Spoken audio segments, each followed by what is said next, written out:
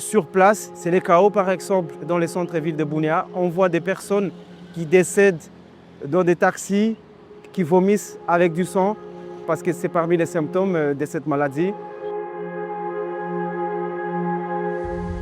Je m'appelle Glody Mourabazi, journaliste et reporter d'images à l'agence France Presse basée en République démocratique du Congo. Et dans l'est du pays sévit une épidémie de la maladie à virus Ebola qui a déjà fait plus de 200 morts et une centaine de cas confirmés.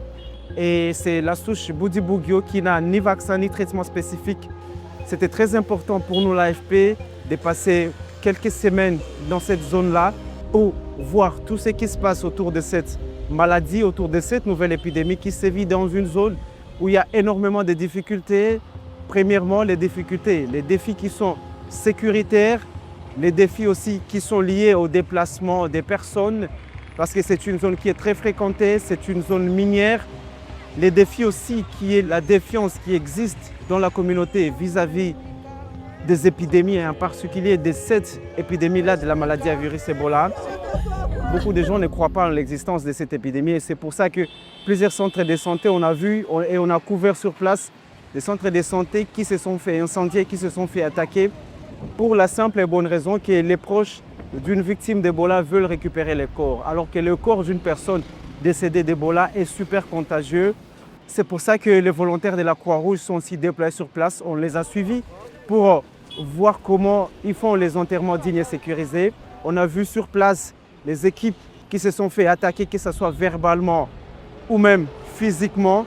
Nous, journalistes, on est confrontés à de nombreuses difficultés quand on est en train de faire notre travail. Par exemple, les gens ne veulent pas se faire filmer, les familles qui refusent catégoriquement de donner des témoignages autour de la maladie, comment leurs proches ont développé les symptômes, comment leurs proches est décédé.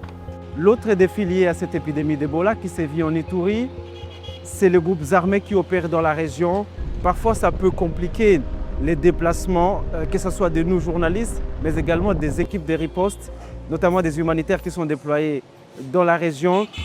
L'apparition de cette nouvelle épidémie de la maladie à virus Ebola a même compliqué la prise en charge des blessés de guerre parce qu'on les a rencontrés notamment dans les territoires de Djougou, les blessés de guerre qui, dans une clinique sur place, ils sont admis au moins 7 chaque semaine. Il y a aussi plusieurs victimes de violences sexuelles. Il y en a autour de 60 consultations chaque semaine dans une clinique des MSF dans les territoires de Djougou, précisément à Fataki. Et jusqu'à présent, les humanitaires, les ONG sur place disent que c'est une maladie, c'est une épidémie qui pourrait encore durer dans le temps, vu toutes les difficultés qui s'observent dans la communauté.